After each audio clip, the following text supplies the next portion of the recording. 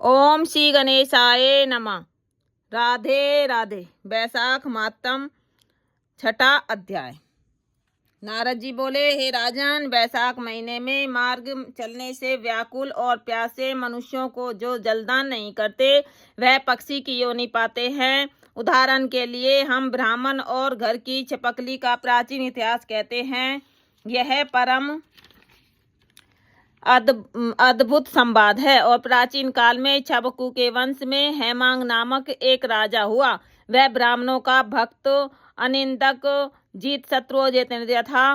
पृथ्वी में जितने बालू के कण, समुद्र में जितने जल के बिंदु हैं और आकाश में जितने तारागण हैं, उतनी ही गौ उस राजा ने दान की। उसने बहुत से यज्ञ किए। उन यज्ञों की कुशाओं से पृथ्वी पर कुशा ही कुशाएं दिखाई देने लगी और गो भूमि, तिल और स्वर्ण दान से बहुत से ब्राह्मणों को प्रसन्न किया।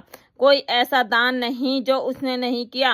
परंतु हे राजन, सुख की इच्छा करने वाले उस राजा ने एक जलदान नहीं किया।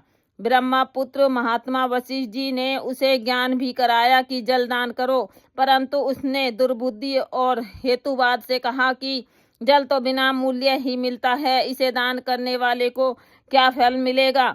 ऐसी अनेक बातें कहीं और ब्राह्मण को जलदान नहीं किया और कहने लगा कि अलभ्य वस्तु दान करने में से पुण्य मिलता है और यही ठीक भी है। वह राजा लूले, लंगड़े, दरिद्री और जीविकाहीन ब्राह्मणों की सेवा तो करता था, किंतु वेद पाठी, तत्वज्ञानी और ब्रह्मवादियों की पूजा नहीं करता था। वह राजा कहा करता था कि विख्यात ब्राह्मणों की पूजा सेवा तो सभी करते हैं, परंतु अनाथ, बिना पढ़े लिखे, लूले लंगड़े ब्राह्मण और दारिद्र्यों की बड़ी दुर्गति है। अतएव ऐसे ही लोग मेरी दया के पात्र हैं। इस प्रकार वह दुर्बुद्धि कुपात्रों को दान देता रहा।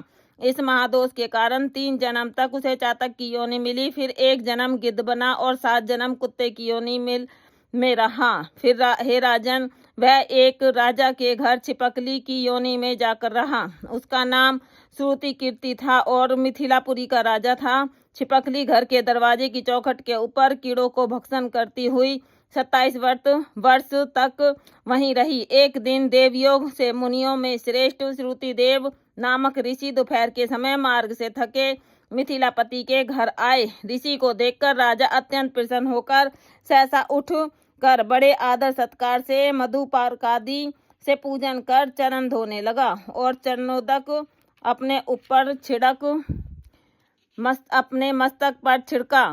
तब देवयोग से एक बूंद जल उस छिपकली पर गिर पड़ी। जल की बूंद पड़ते ही उसे ज्ञान हो गया और नाना योनियों में दुखों से दुखित हो ब्राह्मण देवता से हाय हाय कहने लगी, हे ब्राह्मण, मेरी रक्षा करो। एक छिपकली का ऐसा शब्द सुनकर ब्राह्मण को बड़ा आश्चर्य और वह कहने लगा, हे गोदा, तू कहाँ है और क्यों विलाप करता है? तेरी यह दशा कैसे हुई है? तू देवता है कि पुरुष है या कोई राजा है अथवा ब्राह्मण? हे महाभाग, तू कौन है? कह तो सही, मैं आज ही तेरा उद्धार करूंगा।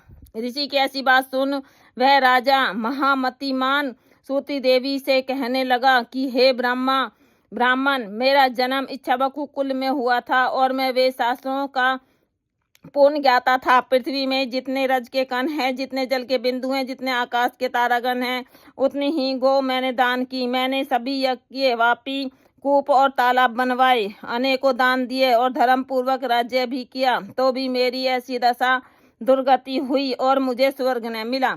3 जन्म तक मुझे चातक योनि मिली और 1 जन्म में गिद्ध हुआ। फिर 7 जन्म तक कुत्ते की योनि पाई। अभी यह राजा आपके चरणोदक को छिड़क रहा था, तब एक बूंद उछलकर मेरे ऊपर आ पड़ी। उसी के पड़ने से मुझे पूर्व जन्म का स्मरण हो आया और मेरे सब पाप दूर हो गए हैं। हे द्विजवर, 28 जन्म तक मुझे छिपकली की योनि भोगनी पड़ी। तरह तरह की देवी सृष्टि दिखाई देती हैं, अतः अब मैं इन जन्मों से डरता हूँ। हे द्विज, मेरी यह दशा कैसे हुई है, यह विस्तार से कहिए। यह सुनकर द्विज ने ज्ञान चक्षु द्वारा सब वृतांत जान लिया और कहने लगे, हे राजन, मैं तेरी बुरी योनि का कारण कहता हूँ, चित्त लगाकर सुन। तूने माधव भगवान के प्यारे वैशाख मास में जलदान नहीं किया। तूने जल को सुलभ समझकर यह निश्चय कर लिया कि यह बिना मूल्य का है, अतः मार्ग में चलने वाले और धूप से पीड़ित ब्राह्मणों को जलदान नहीं किया। साथ ही सुपात्रों को छोड़ कुपात्रों को दान किया। जलती हुई अग्नि को छोड़ क्या कोई राख में भी हवन करता है? प्राय बताए हुए सुगंध आदि से युक्त कांटेदार वृक्षों का कोई भी पूजन नहीं करता। सब वृक्षों में पीपल की ही पूजा होती है। तुलसी को छोड़कर कटेरी का पूजन क्यों नहीं करते? पूज्यता के विषय में अनाथ की आवश्यकता नहीं है। लूले लंगड़े केवल दया के पात्र हैं, पूज्य नहीं। तपस्वी ज्ञानी वेद आदि शास्त्रों के ज्ञाता ये विष्णु भगवान के स्वरूप हैं, अतः वे सदा पूज्य हैं। इनमें भी ज्ञानी ब्राह्मण सदैव ही विष्णु भगवान को अत्यंत प्यारे हैं। इसी कारण से ज्ञानी ही सदा पूज्यों में भी अधिक पूज्यतम है और साधु महात्मा की अवज्ञा इस लोक और परलोक दोनों में दुखदायी है। महापुरुषों की सेवा ही धर्म अर्थ मोक्ष का कारण है। ऐसे ही करोड़ों अंध जाति कर्तव्य को नहीं देखते। ऐसे मंदिर आश्रम के लोगों की संगति से कुछ नहीं मिलता है। वैसे ही जल में तीर्थ और मिट्टी अथवा पत्थर के बने देवताओं से भी तत्काल कुछ लाभ नहीं होता है। ये तो कुछ बहुत काल में पवित्र करते हैं, किंतु साधु महात्मा दर्शन से ही पवित्र कर देते हैं। साधु सेवा से कोई सुशिक्षित पुरुष दुखी नहीं होता। जैसे अमृतपान करने से जन्म मरण वृद्धावस्था आदि दुख नहीं देते। तूने जलदान नहीं किया, न साधुओं की सेवा ही की है। हे इच्छावकु नंदन, इसी से तेरी यह दुर्गति हुई है। वैशाख में जो मैंने पुण्य किया है वह तेरी शांति के लिए तुझे दूंगा। इसके प्रताप से भूत भविष्य और वर्तमान कर्मों के संस्कार दूर हो जाएंगे। ऐसा कह जल स्पर्श कर सर्वोत्तम पुण्य का फल दे दिया। इस तरह जब उस ब्राह्मण ने बैसाख में एक दिन के स्नान का फल उसे दे दिया, तब उसके सब पाप दूर हो गए और छिपकली की योनि त्याग कर दिव्य विमान पर चढ़ दिव्य माला वस्त्र और आभूषण पहन मिथिलापुरी के महल में सब प्राणियों को देखते देखते हाथ जोड़ परिक्रमा दे नमस्कार कर आज्ञा से स्वर्ग को चला गया। देवता लोग उसकी स्तुति करने लगे। वहां 10,000 वर्ष तक अनेक भोगों को भोग कर वही राजा इच्छावकु के वंश में महाप्रभावशाली काकुत सत नाम से पैदा हुआ और सप्त द्वीपवती पृथ्वी का पालन करता हुआ बड़ा ब्राह्मण्य साधु सेवी इंद्र का सखा और विष्णु का अंश हुआ। तब वशिष्ठ जी ने बैसाख मास में सब कर्तव्य धर्म सुनाए, जिनके करने से उसके सब दुख दूर हो गए और दिव्य ज्ञान को पाकर विष्णु की सायुज्य मुक्ति को प्राप्त हुआ।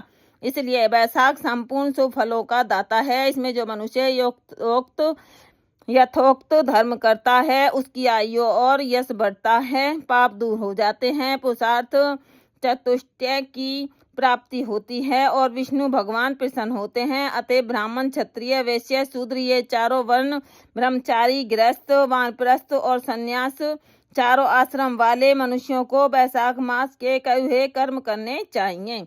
इति बैसाख मातम 6वां अध्याय संपूर्ण।